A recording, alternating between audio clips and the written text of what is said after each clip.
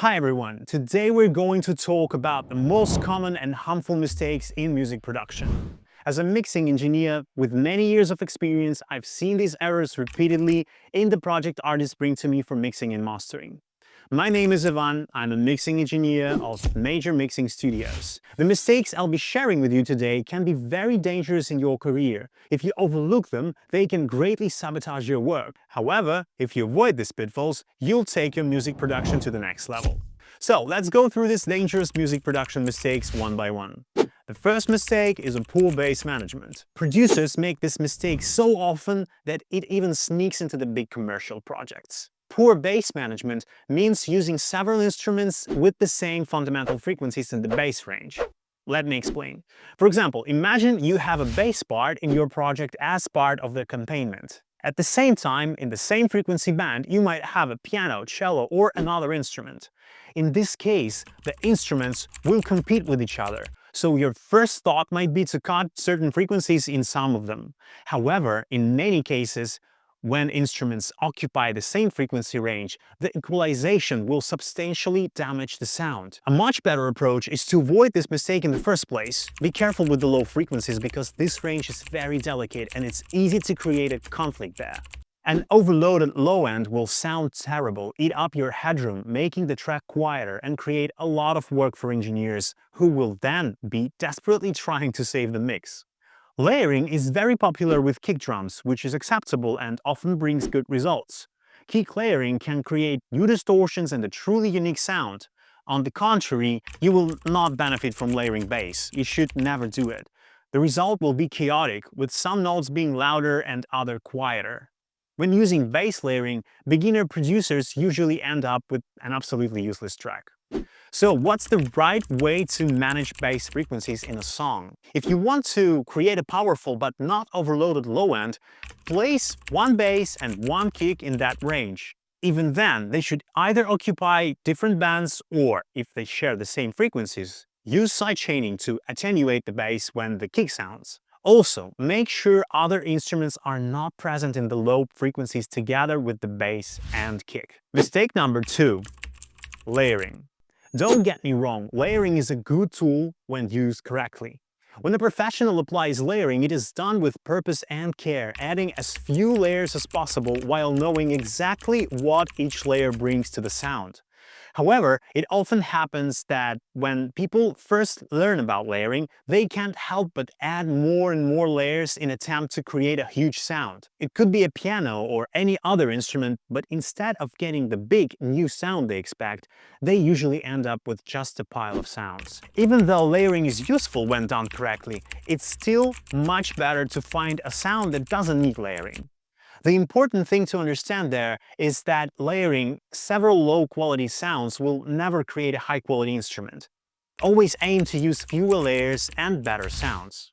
Mistake number 3. Applying processing to sounds during production. First, let's consider why you need to apply processing to instruments. If the sounds you choose for your music production are not exactly what you wanted, and you are trying to improve them with lots of processing, I hate to break it to you, but processing won't help. The quality of sounds will not miraculously improve with equalization and compression. The best way to produce music is to find instruments that already sound the way you want them to. This is especially important for key musical elements like kick and the snare drum, which are crucial for maintaining a solid rhythm. Also, pay attention to other instruments that are meant to grasp listeners' attention. These elements must be top quality from the start.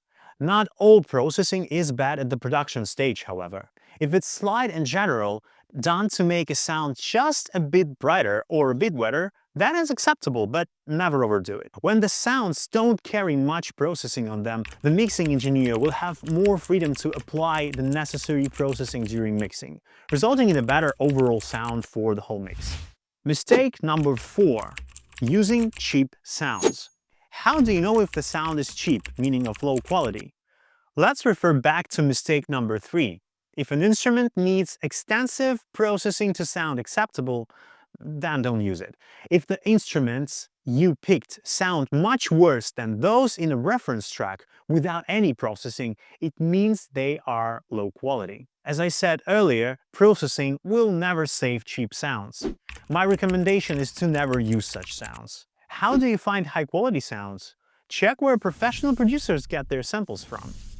When you research this topic, you'll discover that some high-quality sound libraries are popular among professional producers.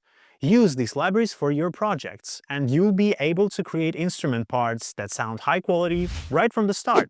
Mistake number 5. Too much information in the vocal frequencies.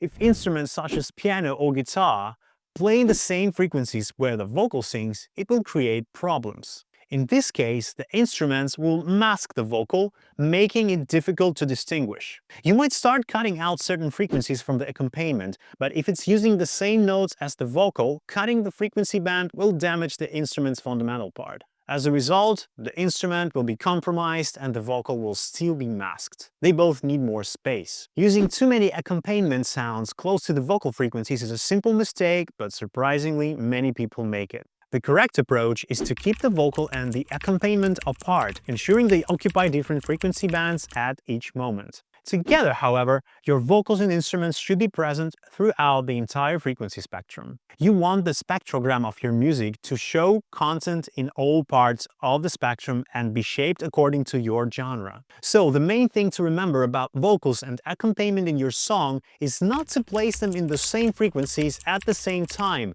letting the accompaniment mask the vocal. Always avoid this simple mistake. Mistake number 6. Using too many tracks. The average number of tracks in the project in the industry is about 40. If an orchestra is involved, the number of tracks may go up to 100. However, a mistake I sometimes see in a simple song project having more than 100 tracks, which is excessive. Why are there too many tracks in a project? There can be different reasons. Multiple layers, frequent changes in the arrangement, or just the session is badly organized. Stop stacking tracks. Whatever the reason, having too many tracks creates extra work for you, the engineer, and everyone else working on your project. The solution is to keep the session organized and minimalistic. Every track should have its place. Essentially, what a song needs is a kick, snare, other percussions, bass, the main instrument in the accompaniment, effects, lead vocal, back vocal, and maybe some ad-libs. Using fewer elements, only the tracks I just named, are enough to create a top-quality modern song that can compete in the industry and climb the charts. Most producers follow this rule. If you look at any top chart track, you won't usually find 100 different synths or frequent changes of instruments in the arrangement. In my practice as a mixing engineer, having worked with thousands of songs, big labels, and commercial projects, I often see that the best songs are those that don't use too many tracks. Mistake number 7. Extremely minimalistic arrangement. Now you might argue that in the previous paragraph I advised keeping the session minimalistic, and now I'm saying that a minimalistic arrangement is a mistake. What do I mean by that? The mistake I'm talking about is when the arrangement remains the same throughout the song without any changes or dynamic elements. Producing music without adding features that make it interesting and alive is a bad idea. Music cannot be boring to listen to, unless you want your audience to fall asleep. Music must be alive and moving, with leads, transitions, and some effects to guide the listeners from the verse to chorus. The idea that music must always be moving and changing seems so basic, yet many producers create songs with little diversity in the accompaniment. So, while it's important to keep your session organized and minimalistic, it's equally important to ensure your arrangement is dynamic and engaging. Make sure there are elements that keep the listener interested throughout the entire track. How can you correct this mistake? I'll give you some suggestions to get inspiration from, but there are many more options. There is no limit to your creativity. You can include creative diversity between different elements of the song and use liners, uplifters, downlifters, and other effects. Add instruments in the chorus that were not present in the verse. Place transitions and effects between song parts. Work creatively with the stereo field. Now I'll tell you how I deal with this problem. It often happens that an artist comes to me with a song for mixing and the track has this boring accompaniment. So I give it to a professional producer for corrections. All he does is make slight additions and little adjustments here and there. Not much, but he adds these details we were talking about, adding movement. It can be some effects on instruments, little creative parts, or transitions.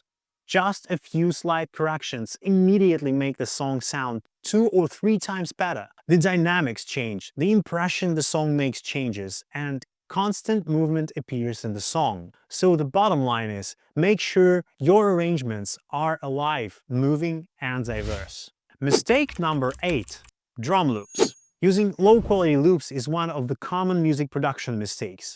Loops often have a lot of processing and are usually of low quality, causing many problems for producers and engineers. The biggest issue with drum loops is that it's almost impossible to change them, apply processing, and make them sound great like in your reference track. Because they are extremely difficult to modify, the only time you can successfully use loops is when they sound exactly as you want them to. Otherwise, it's better to use one-shots to have flexibility in your arrangements. Using one-shots, you can change the kick drum part, snare, or anything else. But with any loops, any changes are impossible and processing will not work well. Loops are often made quickly and not professionally, just to sell them and make some money. The quality of the instruments in loops is not a priority. There are huge libraries of loops, but finding a good sounding loop is rare. That's why I recommend working with your own drums. However, there is one option regarding loops that works. Use your kick, snare, and head, high-quality instruments, not a loop. On top of that, add a percussion loop to bring some movement and additional percussion. Of course, cut out the low frequencies from the loop to give space for your kick drum. This way your music production will benefit from the drum loops. Mistake number 9. Using low-quality monitoring. Sometimes, producers are talented and create good songs, but they don't ensure they have high-quality monitoring. They may be using ordinary headphones, not have speakers, or lack an understanding of how to work with monitors correctly. You might say that producers are not engineers, so they don't need to be monitoring or mixing experts.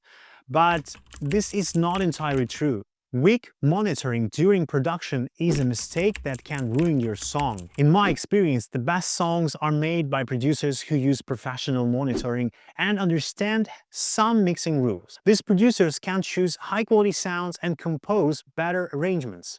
With professional monitoring, they can hear all the details and frequency conflicts. If the arrangement is created using professional monitoring, it's much easier to mix because everything already works together well in the mix. This greatly increases the chances of achieving a perfect song. Mistake number 10.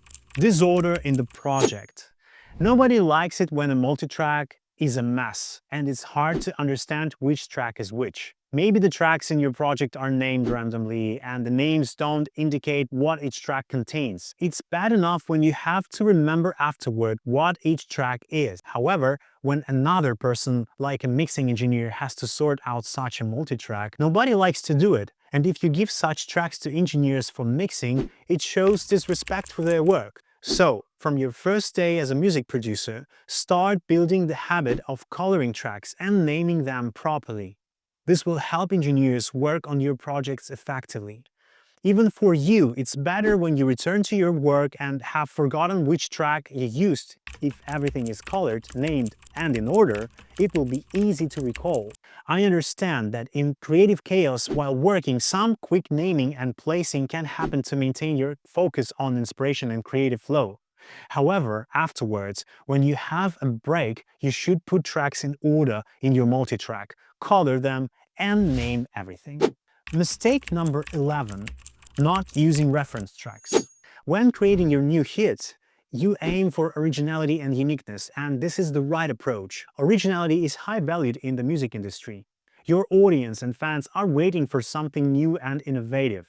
This might lead you to think that you don't need a reference track, but that's not entirely true. Use references not to copy them, but to gain insights into how other producers work and to improve your own music. The main reason to use references is to draw information from them and to maintain the right level of your production. In my practice, the projects with the references chosen from the very beginning and kept until the mastering stage are the ones that bring the best results. Besides the producer, other people will work on the project: recording engineers, mixing mastering engineers, and others. If the entire team understands the song in the context of the same reference, they share a common concept of the future hit.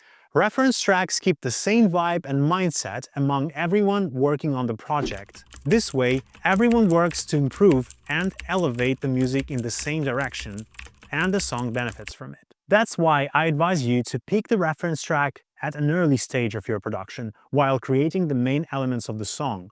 This will help your track become a great new hit in the future. That's it. I hope this video helps you to take your music production to the next level. If you aim for the best industry-level sound, you can always contact our major mixing studio online. We offer a free consulting option where professional mix engineers help you for free by pointing out mistakes in your project and answering your questions. This is a great option that can really help.